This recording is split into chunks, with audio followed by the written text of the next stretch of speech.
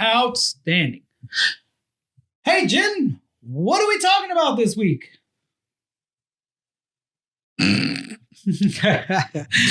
We're talking about customer service. The customer is always right.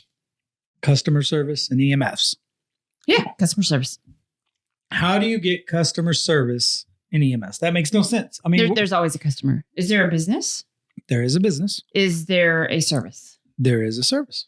Then there's customer service. There may be customer service in EMS. There's customer service. All right. Let's chat. Hi, I'm Jennifer Schetz, and I'm the lead medic. Hi, I'm James Schutz, and well, I'm the lead medic. And together, we're the Whiny Medics.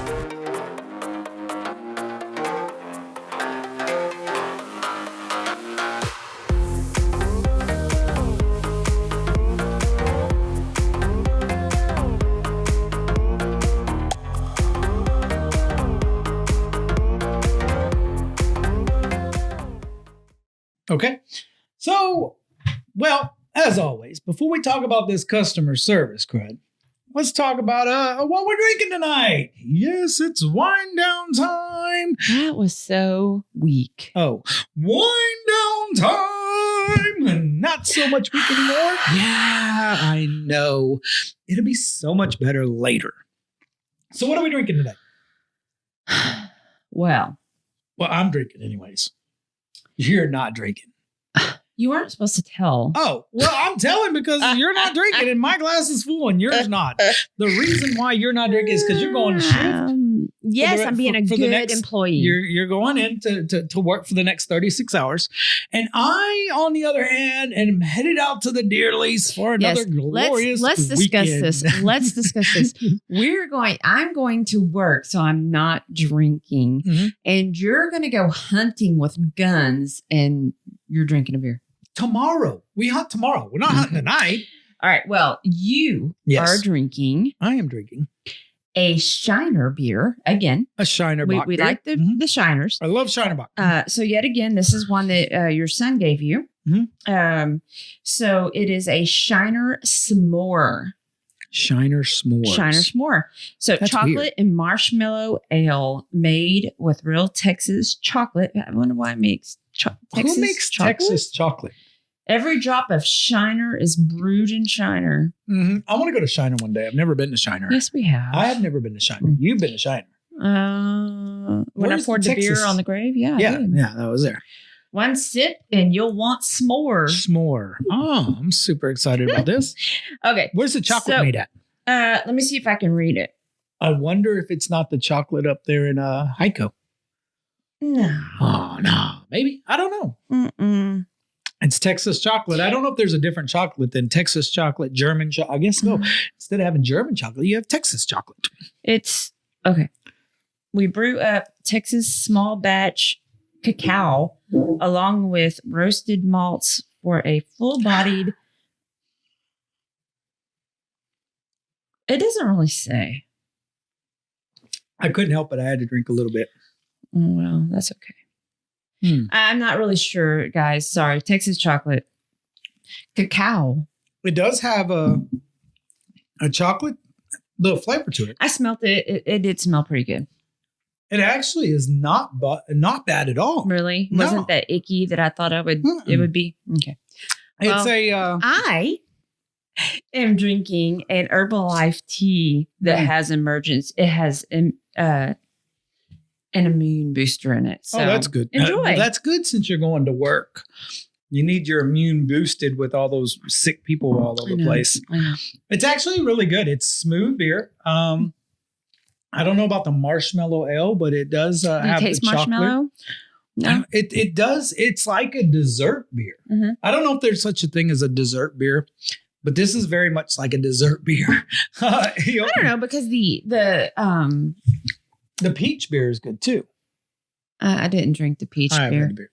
had the beer. But my Guinness, my dark beers, to me, those are more my The dessert. stouts tend to have they're a heavier beer, my but end they of have the meal that chocolate. beer. Yeah. I can't drink the stouts because they just take a. I know it takes a strong person to drink those stouts. Yeah. Mm-hmm. But I still like the Shiners. Those are good. They're a dark beer. It's like a full meal in a bottle. I could sit around a fire and drink a couple of these, but I don't think I could drink a bunch of them. You think so? Yeah, I think so. Yeah. The problem is you can't find these in a 6-pack. You can find them in a 6-pack, but they make it almost like a mix of things. They have several different beers that are associated with it. So it's kind of different. Oh. Yeah. That was that. And now you got another little bottle cap for our table. This is a different, and it's called the 6-pack that you can find it in is Cold Front. They've got multiple different beers. So what was the one we drank before? It was really good too. It was from the Cold Front beers as well. It was a coffee one. It was a coffee beer. Yeah. Okay. Very good. All right. So back to customer service. That's what we're talking about. Mm-hmm. So a lot of people don't realize that, EMS is customer service as well, right? I mean, we don't look at it that way. We have patients, but they are our customers. I think that doesn't just go along with that. So we're going to discuss what and who are our customers. I think there's a lot of our patient care that has to do with customer service, and they work hand in hand together. Mm-hmm. And I think there's a difference between some places where it's not seemed as customer service is not their front running thing, where it's more of our job is to pick you up and take you to a hospital, and you called us, so stop being this way. Let's go. Mm-hmm. I think where we look at it in a different avenue is private ambulance services are very customer service based. Not only are they customer service board towards the patient, but what about this? The nursing home facilities, the hospital facilities. I mean, the clinics. I mean, that is their customer for them because they're going to call them back. Yep. Both of us coming from a background of customer service and coming from a background of private service, we learned very early in our careers what customer service was and what was acceptable and what wasn't. Yes, very much so. If we liked our jobs, we did a great job with our customer service. Yeah, and you made sure that they knew that, hey, that crew that was here, they took care of business. They made sure things were right. I think that has a huge impact on what we do. Yep. Who's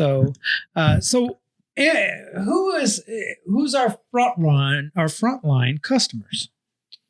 Those are to me, our frontline is our 911 patients. Mm-hmm. Although, I mean, if you really look at it, yes, it is our 911 based patients. However, some places don't do hospital transfers, so that's all they have. For my service and your service that you work at, we do transfers as well. So I would dare say that those might be our number one patients. And not to get tacky on the video, but because there are paying calls.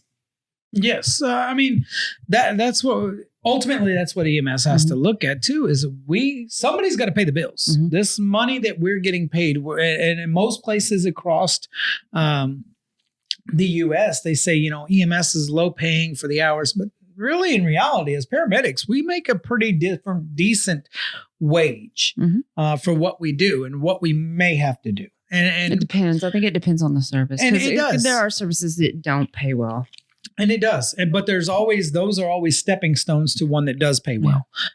We both have had the pleasure of working for departments that really took care of their employees and made sure that their employees were taken care of well by their paycheck. Yep. I think really, we have to look at those bills have to be paid. The lights have to be on. The ambulances have to run. So paying calls automatically makes it a customer service. Yep. And so the transfers are usually, your money makers, right? Oh, yeah, for sure. That would be 100% the reason why for years with our fire department that we've done, why we've done transfers. Mm-hmm. And we've lost a lot of good medics because they don't want to do transfers anymore. But the thing is they don't understand that without those transfers, there would not be a spot for them to work. Mm-hmm. Yeah. And there are services that are there that are hospital based. So if you, just so you know, I don't know if you know this, if you transfer a patient from brand X hospital to brand X in the other town hospital, same brand, that service gets paid. Like, so, the service I work for, I'm a hospital based employee. Okay. So if I'm transferring from the hospital that I work for to another hospital in another town for the same company, that's an automatic pay. Even if they don't have insurance. Really? We get paid. Somebody's paying the bill. The ER pays that bill. Ah. So we make the money, or it shows us to have a profit. It's probably one of those things I probably shouldn't talk about, but it's there. But usually by the time that we have a patient that has insurance that needs to be transferred, that's, it's an emergency. It's deemed an emergency. It gets paid. Whereas when you go on a 911 service, let's be real, a lot of our people who call 911s call because they don't have insurance and they can't afford to go to the clinics. Right. And a lot of times they don't have the funds to make the bills later. I don't know how many times I've been on calls and turned around and told patients, don't worry about the bill. Yeah. We'll take care. It'll be taken care of. We're worried about taking care of you. But that is a lot of the factors. It is a people's real thoughts. issue. There's a helicopter service near us that will file on if anyone knows anything about helicopter services, they're expensive. Oh yeah, super. I mean, I've had patients with their arm half missing, and they're like, "Don't call the helicopter. I can't afford that shit." Oh, dang it! You were trying to go a whole episode without cussing. We didn't even make it halfway. Sorry. Interesting. So, anyway, that service will file on your insurance, and then they may send you a bill. I don't know, but past that, it's wrote off. They don't expect you to pay that $35,000 bill, and there's reasons that's there because we realized, and this is a whole nother podcast for a whole nother day, but there is a issue with medical costs, right? Oh, and they're outrageous, and unfortunately, but that's customers the way it is. are our patients, and then as you said, the clinics, the nursing homes, the hospitals. So you're telling me I'm a municipality EMS, or I work for a government entity, that the nursing home staff is my customers? Yes, they are. I mean, who else is your customers? Who? The dialysis clinics that we deliver to or pick up from, right? Yeah. I can see that they are, but why do first of all, these guys call us out in the middle of the day, most of the time for something they don't take care of themselves. Why is it that I have to be nice to them just because of customer service? I don't understand. I'm trying to play the devil's advocate for you. I mean, ethically and morally, it's the right thing to do. Right. This is our job, right? I mean, this is if you work at a grocery store, it is your job to be friendly. Do we have some people that come into the stores and they're just the number one Grinch in the world? You thought I was going to cuss, didn't you? And that's their prerogative. That's their day. We don't know what's going on in that person's life or day, so we have to be nice to them. It is our job. That is how we get paid. It is the same thing in EMS. If I want to keep my job, I'm going to be nice to that patient. Do I always agree with that patient? No. Do I sometimes want to throat punch that patient? Yes. But I don't know that throat punching a patient's acceptable, but yeah, sure. It would have fixed many of my problems all at once. But we can't do that, right? No. So we've got to treat the patients. And there's a lot. It's the same thing. We don't know what's going on in their lives. No. We don't know why they're not taking their medicine. Are they not taking their medicine because they have dementia and they don't remember? Do they not have the money to get that medication? Which is a common problem amongst Americans these days. I remember at one point our daughter's ADD meds were over $100 for just a 30-month supply. And they were not only that, but back order. And it was easier for me to go down the road and pick up some meth than it was. And it was almost the same drug. Let's look at some of these. It's kind of crazy. Cancer medications. Oh, good Lord. And arthritis medications, things like that are astronomical. They expect the older generation that are living on their retirement to pay for these medications if they don't have insurance. This is crazy. Yep. So, I try to remember that. Now, let's be real. I've gone on the Friday and Saturday night drunk fest patients. Yes, we all get angry with them, and we probably lose our temper with them. We get frustrated. Yes, but I'm talking about your other patients, right? Your patient that can never remember to take their insulin, and they're always in some kind of diabetic issue. The patient that doesn't like being alone, so she calls 911 because she wants someone to talk to. The patients that fall all the time, you know. It's not their fault that they fall unless they're just drinking and, Even that, it's not their fault. The alcohol, the gravity, the alcohol, that mixture is potentially a horrible person. I was talking to someone the other day and we were talking just about things going on. Hadn't talked to him in a while.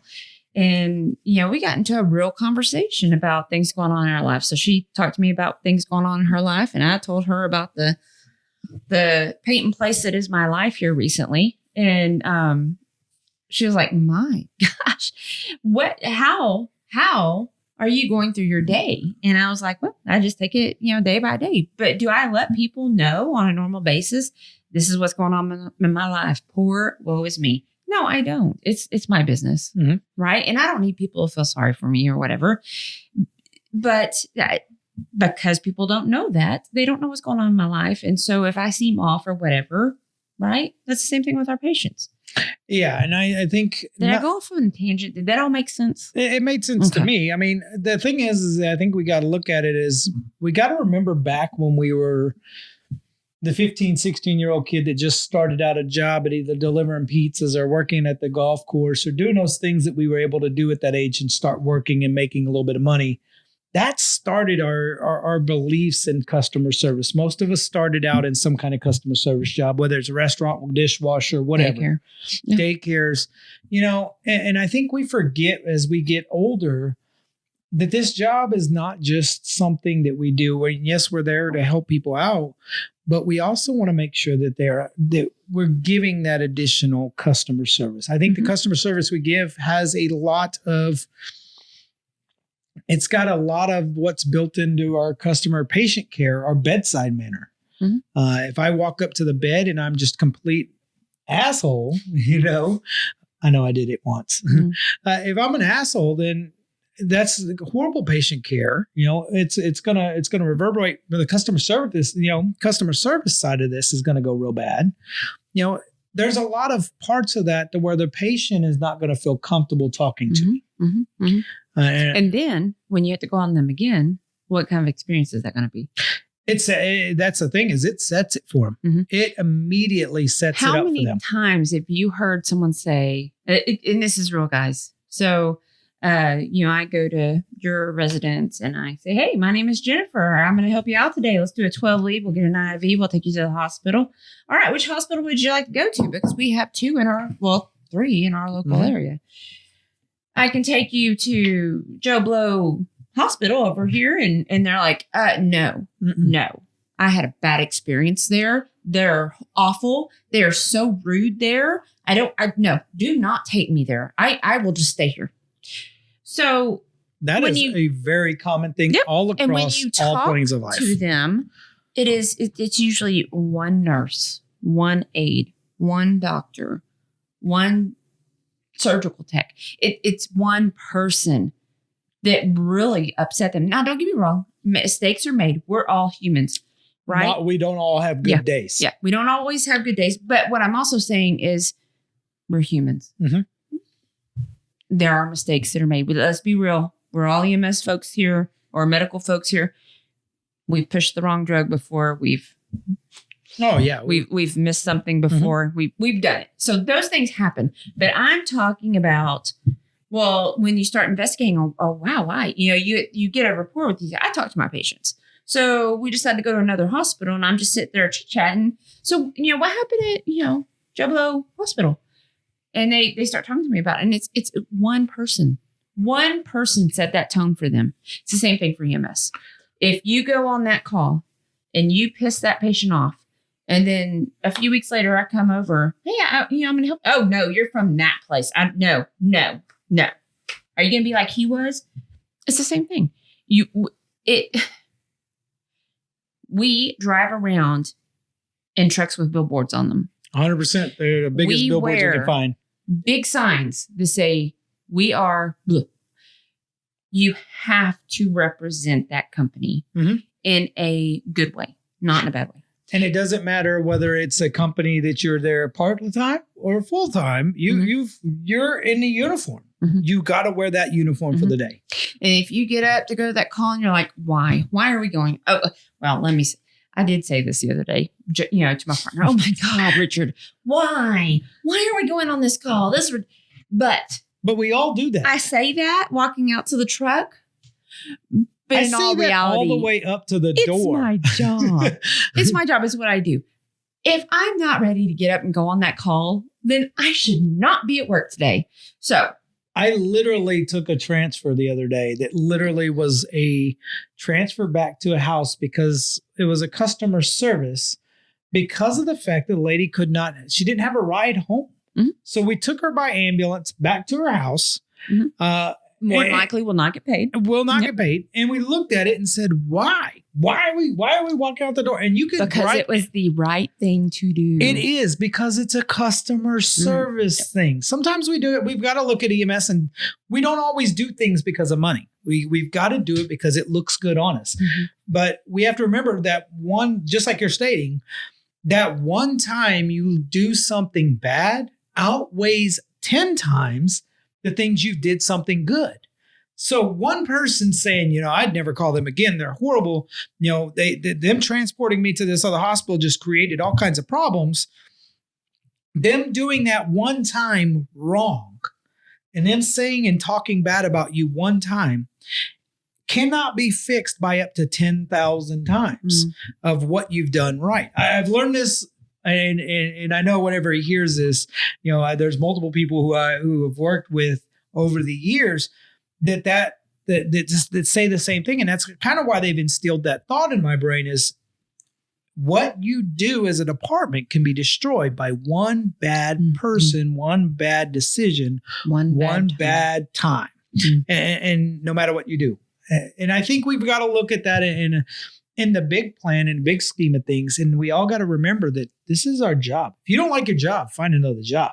If you don't like getting up at 3:00 in the morning and taking a transfer to give the lady to the house. Anybody likes getting up at 3:00 in the morning. I don't think the patient likes getting up at 3:00 in the morning. Well, yeah, but if they've got to make their way back to the house some way or another and they can't get nobody else there, and you're just going to have to suck it up and go. I've done the same thing. I've called my boss and like, look, I'm in the car. Sometimes we don't always have a third truck. We have a car. So we'll first respond in that car. And I just happened to be in that car that day. I'm the supervisor. The hospital was desperate. They were like, this lady lives in Kingsland, which was 30 miles away. No one could get her home. She doesn't have family. I was like, you know what? I'm going to go. Yeah. I'm going to send, I couldn't go get her myself. I had to send the truck, unfortunately, but, and which put us down. But we did it, right? We did it. We went and got her and took her home, and it was the right thing to do because even though we probably won't get paid for it, why would we leave her there? Why would we knowingly leave a patient in a hospital where she has no way to get home? Yeah. You know what? If that would have been the case, I probably, when I got off that next morning, I probably would have went and picked her up and took her home. Just because. In your POV. Yeah. Yeah. Just because it's the right thing to do. It's just the right thing to do. So, yeah, I lost my train of thought. How about some of these services? There are some, and by all means, not burn it. But there are some municipalities that they're like, yeah, I don't care. We don't have to be like that. We don't. You called us. We don't get in trouble for just whipping in there, getting the patient going. I think a lot of those places like that have lost touch with reality of who their customers are. Joe Blow taxpayer, make sure that that's the hard part is we got to realize that the taxpayer is still a customer service person. We're customer service. You know how difficult it is whenever you go up against and you've got a department who is notorious for being rude to their patients. They want to put into some kind of emergency service district or an ESD, and they want to get a vote on something, pay raises or whatever that is out there. Maybe something for to say they want to go union or something like that. And then it has to go up to the everyday Joe Blow, who's the taxpayer. Oh yeah, screw you. Yeah, sorry, dude. That's 100% what you're going to get. They're not going to support their fire departments, their EMS departments. They're not going to support them crews like they normally would. You want your crews to support you and back the thin red line or thin blue line. Well, you got to be customer service related. You want that guy, and I think that's kind of where it starts out is if somebody has a bad taste in their mouth about somebody on an ambulance and they're on a car accident scene, they may not want to move out of that lane just to get around you. Granted, it's the law, but they're going to do it haphazardly and whenever they want to, and they're still going to speed by you, maybe because of the fact that they disagreed with the way you treated their grandmother one time. I think this all trickles down. But I think there's things we can do in EMS that really will build our customer service. I think there's a lot of steps we can take. I think there's some steps that some just remembering where we started from that would actually help keep customer service alive in EMS, which we don't find customer service very, very, very often anymore these days. It's kind of hard to find decent customer service. So, hey, how about this? How about we take a break? We'll come back and we can discuss maybe that as a topic. How do we instill customer service to facilities, patients, and basically our Joe Blow taxpayer whenever we get back? Sounds good. All right, outstanding. Hey guys, James here. Are you looking to recertify your NREMT? CE Solutions NREMT program is an all-inclusive and will give you all the course required by the NREMT for recertification. Whether you're an EMR, an EMT, an advanced EMT, or a paramedic, CE Solutions has a package for you. Visit www.ems-ce.com for more details. All right. And we're back. So, let's talk about this. How do we instill those customer service issues to the patient? How do we give those? How do we show good customer service to a patient? What are your ideas on that? Like what? What I mean, besides explain. the fact of just starting an IV appropriately, or what we would normally do in care, how would you show that you're giving good customer service to a patient? Well, I always talk to my patients. Some people just. Now, let me backtrack. I do have a habit of letting my EMT partners talk a lot to my patients while I visualize and things like that, right? So I've allowed my EMTs to start the assessment process because I think it's good for them to do that. But I think that's a very good way to start out a conversation is them start the assessment process while you're looking at the big picture.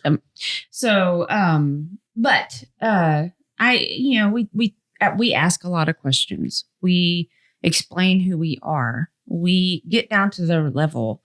I have sat down on a couch, with a patient because they weren't, they weren't even sure they really wanted to go. And I sat down and we chit chatted. I had a patient the other day that the family was worried. It wasn't really a emergency call. It was an ongoing issue. She was hallucinating.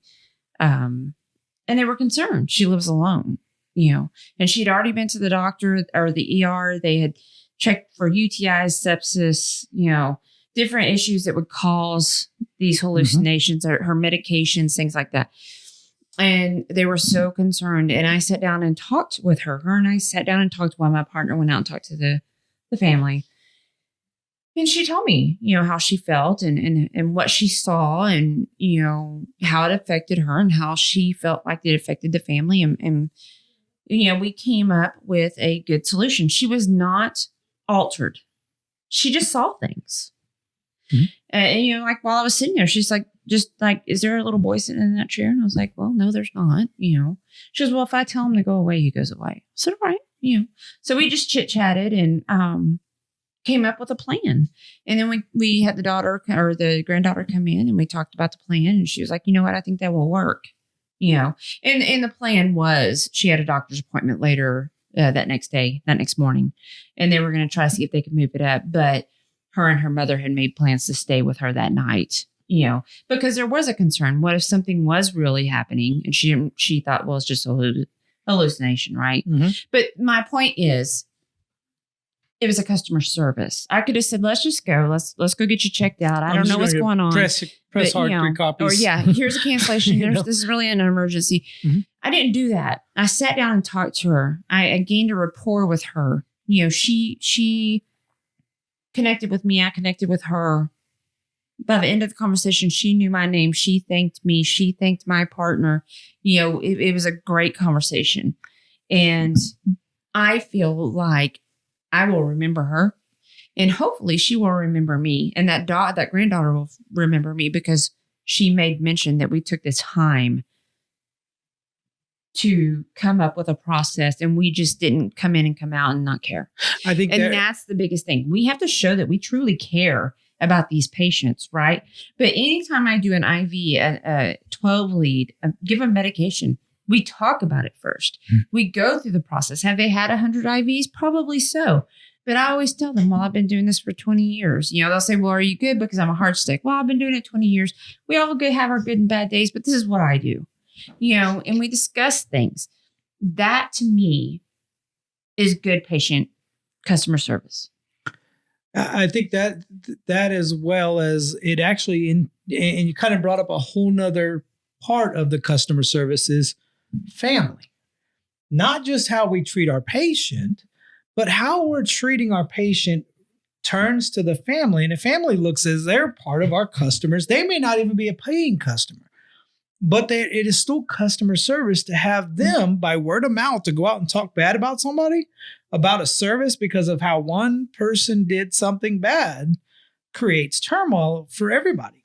So I think it's a whole nother side of our customer service that we didn't even talk about.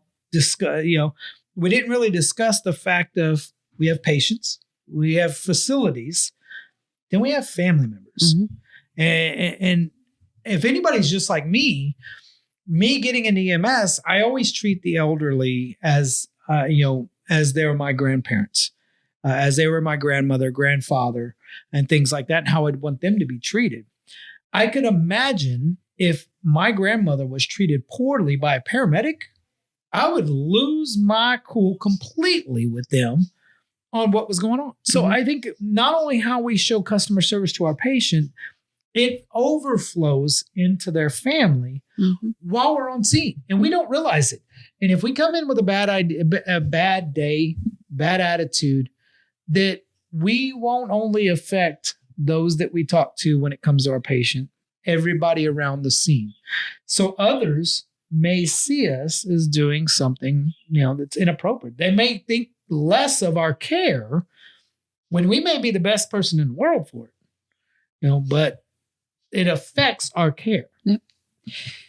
Yeah, it's another thing. It's just nice to know that when you leave your grandmother's and go back home, that the people that are possibly going to her house when no one is there to help her out are people that are going to actually help her. It's sad that, I've seen really, really great medics go on calls after having a bad day, and then a bystander saying, my God, I hope my family never has an accident in this town. I really hope they never have an accident in this town and encounter care like that, people like that. That was rude. Why are they so rude? Yeah. And it's sad because they're great EMTs. They're great medics. They're good at what they do, but their bedside manner may not be great. Maybe not be great that day. Mm-hmm. Yeah. And that's And we got to remember that is part of our jobs. That is part of our skill. I think I do remember going through EMT school and there being a discussion on how to treat your patients. Mm-hmm.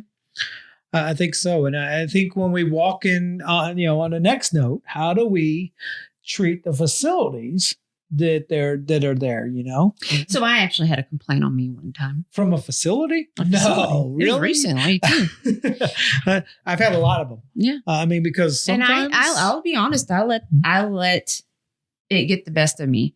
So, I went to a facility several times at a certain time of day when a certain person was there working. And I got really upset over the care that was being given to these patients by that particular person. Okay. Being a patient advocate, I'm assuming you were being a patient advocate when this took place. If your patient's blood pressure is 80 systolic, you should not be given a nitro tablet. To them. Oh no. Yeah. So, there was a couple of things going on there and it really upset me. And my first mistake was I didn't go above with this in the beginning. I let it go. And then the third time it happened, I talked to my operations manager and I said, I'm going to go to this facility and talk to the DON. And so I did. And that when I talked to her, she said, well, you must be talking about so-and-so because they came to me with a complaint about you. And I said, oh, really? And so we discussed it. And I said, look, I would never want anyone to think that I was doing any less than what should be done for the patient. And I apologize if this person took me as rude, but I'm going to err on the side of my patient. And these were the issues. And from now on, when I have an issue, I will come straight to you with this. And if I came off rude, I apologize. But I don't really, I probably should approach that person differently. But it was upsetting to me to see the things that were happening, with these patients. So I kind of went off the other end of it. I was giving my patient great patient care, but I was and being treating her well, but I was not treating the facility probably the way I should have. And I think there's a fine line because we all become that patient advocate. Mm-hmm. When we see what we see as being our standards of care not being performed by another person who could and has the opportunity to do that, and we tend to get frustrated with it. And I think that's where we've got to remember that not everybody has the same standard of care here. Not everybody has the same situation here. And where our thought process is always take care of our patient, take care of the facilities first. Their problem is I've got five, we have one patient at a time, two patients at a time. Right. We've got one or two patients while they've got a whole wing of patients that have issues. And by all means, we've all heard the story, the same answer, not my wing, not my hall. I'm just back from vacation from the nursing home. There's been off so for many 3 jokes. days. Yeah, not been my off patient. for 3 days, and I'm good with that. But at the same point in time, we've got to give them a little bit of slack. Look, hey, I understand. And how we handle that, maybe not so much as lose our cool with them, is to turn around and say, hey, it's part of our protocol. Mm-hmm. And don't get me wrong, I've lost my cool with the nursing home staffs before, but it's not in our protocol. We at 90 blood pressure is less than 90, and it's actually contraindicated for nitro at any point in time less than 90. So just maybe you want to check on that. I don't know if that y'all's is different. That'd be kind of interesting if yours is different. I always put it up as kind of that passive aggressive kind of way of dealing with them, because it doesn't. Yes, I'm telling you you're an idiot, but at the same point in time, I don't feel like I'm telling you're an idiot, so we're okay. But really, that's the other side of the customer services. At the same point in time, we're giving customer service great to our patient, and maybe the facility side, we've got to be. And trust me, like I said, coming from the private service, customer service to the facility was It was probably to the company. it was, and to the company owners, was way more important than than actually taking care of the patient. That was a difference of getting your check next week or getting a pink slip. Yeah, if you could screw up and kill a few patients, that was fine. You screw up and lose a facility. I got other places you can go to work. I don't know if you know, but McDonald's is hiring, which is crazy to think of that. But that is a reality because, like I said, this is about money. It should be. It should be. And to a degree, we need to take care of both. And it's the same thing in the hospitals, guys. We go to the hospitals, and it irritates me every time. I go upstairs. They know I'm coming.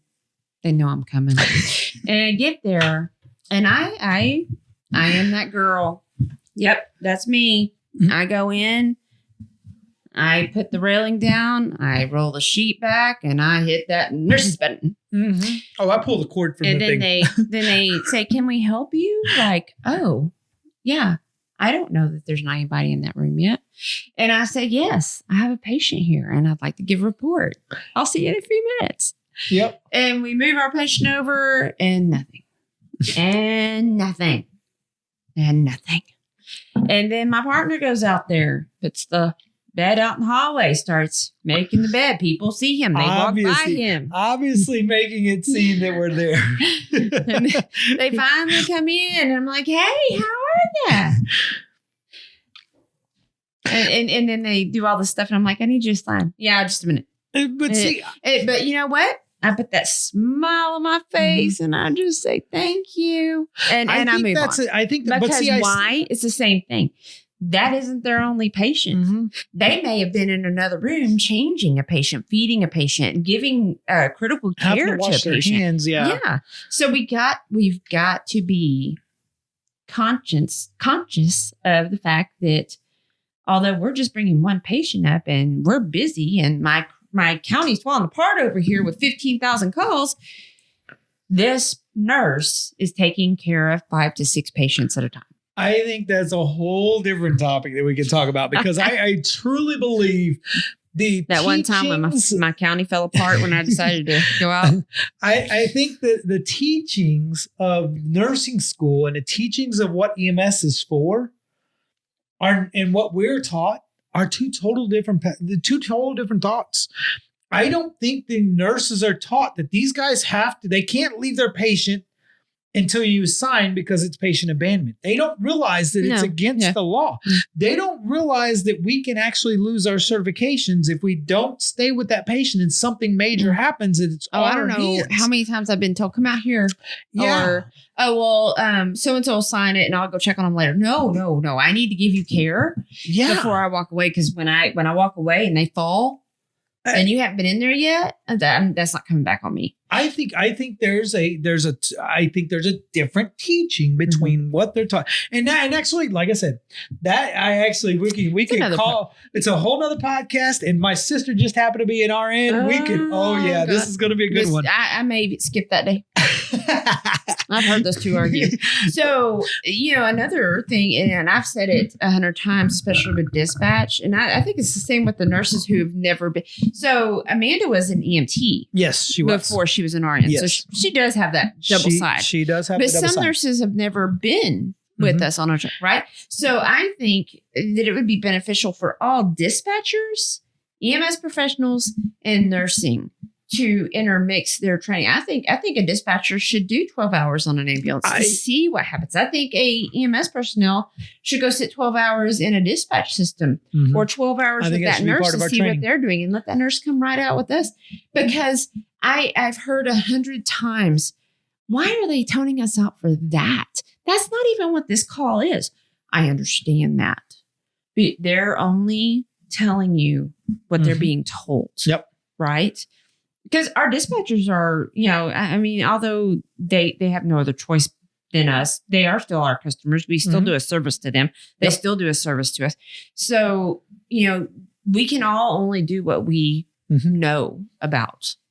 So, but anyway, I think another time, another place. I think in total, in my 17 years on the ambulance, I've had one nurse ride out with me who never understood what it was we did. And she said she was told by somebody at the facility at the hospital to ride with us. And I was like, well, that's weird because I've never heard this before, but okay.